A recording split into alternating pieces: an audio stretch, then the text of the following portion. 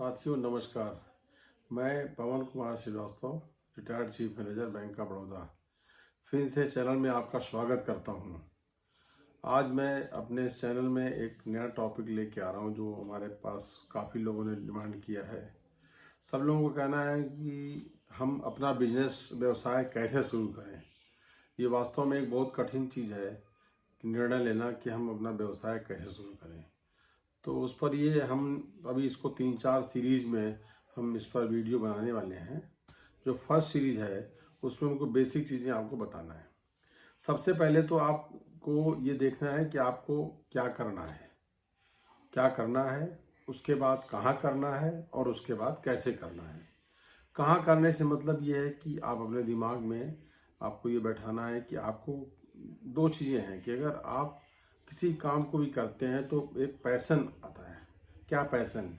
आपका किस चीज़ की ओर बहुत ज़्यादा झुकाव है, जिस चीज़ में आपको बहुत इंटरेस्ट आता हो वो काम करना चाहिए। दूसरा चीज़ है, आप उस काम को सभी लोग कर रहे हैं तो आप कैसे उसमें कुछ वैल्यू एडिशन कर सकते हैं। वैल्यू एडिशन करने का मतलब ये है कि जो लोग कर रहे हैं उनके पास्ट एक्सपीरियंस ले करके, लोगों से पता करके कि उसमें हम और क्या अच्छा दे सकते हैं, डिलीवर कर सकते हैं ताकि आपको सफलता मिलेगी। तो जब दो चीज़ें होंगी, पैशन और वैल्यू एडिशन आपके द्वारा होगा, तो निश्चित रूप से आपका बिजनेस सफल होगा। बिजनेस को अब ये सोच कर मत कीजिए कि हम बस टाइम पास के लिए बिजनेस कर रहे हैं। आपका उस पर फोकस होना चाहिए। और बिजनेस शुरू करने की कोई उम्र नहीं होती है। ऐसा नहीं कि आप की उम्र ज़्यादा हो गई है तो हम नहीं कर सकते हैं, आपकी उम्र कम है तो नहीं कर सकते हैं। हाँ, कुछ चीज़ें ऐसी हैं जो कि ज़रूरी हैं, जो कानूनी रूप से 18 साल से ऊपर है तभी आप कोई कॉन्ट्रैक्ट कर सकते हैं, कुछ भी कर सकते हैं। तो इस लिहाज से तो अलग बात है। लेकिन आपके बिजनेस करने की कोई भी उम्र हो सकती है, 40 साल 50 साल कभी भी कर सकते हैं। और बिजनेस शुरू करने से पहले जब आपने डिसाइड कर लिया कि हमको किस काम में अच्छा लगता है, कौन सा काम हमें अच्छा लगता है, और उस काम का आपके पास पर्याप्त, आपके पास जो कुछ सर्टिफिकेशन वाले काम होते हैं जिसमें कि आपके पास वैलिड लाइसेंस ये सब होना चाहिए, उसकी क्या प्रक्रिया है, कैसे उसको लेना है। तो इतनी चीज़ें होने के बाद फिर आपको ये देखना है कि जब हमने डिसाइड कर लिया कि हमें एक ये काम करना है, फिर उसके उस फील्ड में जो लोग काम कर रहे हैं, तो देखिए डायरेक्टली इनडायरेक्टली अगर जब कभी भी किसी आदमी से कोई बिजनेस में काम कर रहा है उससे आप पूछेंगे तो वो साफ साफ बोल देगा, अरे इस बिजनेस में बहुत वो है, बेकार इसमें आ रहे हो, कोई फायदा नहीं है। तो खैर आपको ये सिर्फ देखना है आपका इंटरेस्ट है। हो सकता है कि जिससे आप बात कर रहे हो उसको उतना फायदा ना हो, वो उस चीज़ को उस तरह नहीं मैनेज कर पा रहा हो, आप उससे अच्छा मैनेज कर लें। लेकिन इसका ये मतलब नहीं कि आप कोई काम शुरू ना करें।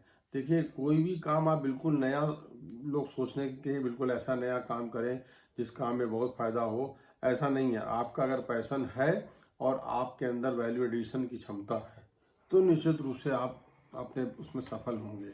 और अगर किसी भी बिजनेस करने का सबसे पहला नियम है कि 6 महीने तक नो प्रॉफिट नो लॉस। घर से भी पैसा अगर जा रहा है, 6 महीने अगर किसी बिजनेस को आपने चला लिया तो आगे निश्चित रूप से वो बिजनेस आपका चलेगा और धीरे धीरे प्रॉफिट मार्जिन आपका बढ़ता जाएगा। एक साथ ही आपका प्रॉफिट मार्जिन कभी नहीं बढ़ेगा। उसके बाद आपको ये सोचना है कि हमें उस बिजनेस को किस तरह करना है, कहाँ पर करना है। जहाँ पर बिजनेस करना है, किस जगह पे आप मकान किराए पे लेंगे, दुकान किराए पे लेंगे, आप अपने उसमें स्टॉक रखने की जगह के लिए कितनी जगह चाहिए। कुछ बिजनेस ऐसे हैं जो कि आप घर से भी शुरू कर सकते हैं, लेकिन आपको मार्केट में थोड़ा डिस्प्ले होगा तभी लोग जानेंगे आप क्या काम कर रहे हैं। उसका कैसे आपको एडवर्टीजमेंट करना है, नहीं करना है, ऑनलाइन कैसे उसको प्लेटफॉर्म पर उसका इस्तेमाल करना है, इन सारी चीज़ों पर विस्तार पूर्वक विचार करने के बाद फिर आपको आता है दो चीज़ें होने के बाद कि हम उस व्यवसाय को कैसे करेंगे। कैसे करने का मतलब किसी भी बिजनेस के लिए देखिए दो चीज़ें होती हैं, आपका श्रम और पूंजी। श्रम तो आपके पास है, लेकिन आपको एक्स्ट्रा श्रम चाहिए जो आपको अपने कर्मचारी के रूप में चाहिए, आपको टेक्निकल कर्मचारी के रूप में चाहिए, या जो भी अकाउंट्स के मार्फत आपको लेन देन हिसाब किताब रखने के लिए चाहिए, आपको ये सब चीज़ें चाहिए।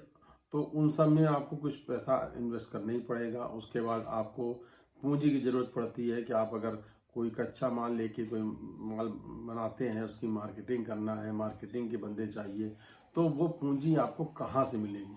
तो सबसे पहले पूंजी आपको अपने अपने पास से भी कुछ पूंजी लगानी है कुछ अपने रिलेटिव या अपने फ्रेंड जिनसे आप ले सकते हैं उनसे भी ले सकते हैं। और उसके बाद आप एक बार अपने बिजनेस का रजिस्ट्रेशन कराने के बाद ग्रीन प्रोजेक्ट में जो नए बिजनेस होते हैं उसके लिए बैंक से फाइनेंस के लिए भी आपको बातचीत करनी पड़ेगी। लेकिन जब आप पूरा सेटअप कर लेंगे, कि सेटअप का मतलब है कि आप अपने बिजनेस का एक प्रपोजल बना लेंगे कि हमको इस बिजनेस को करने में क्या क्या खर्चे होंगे और हमको इस बिजनेस में कितनी इनकम होगी, क्या उस इनकम से इस लोन को हम भरपाई कर पाएंगे कि नहीं कर पाएंगे, ये सारी चीज़ें आपको पेपर पे आपको किसी भी अपने सीए से आपको बात करके सब पूरा उसको पूरे अपने सेल की जो प्रोजेक्टेड सेल की डिटेल वगैरह दे करके आप बनवा सकते हैं।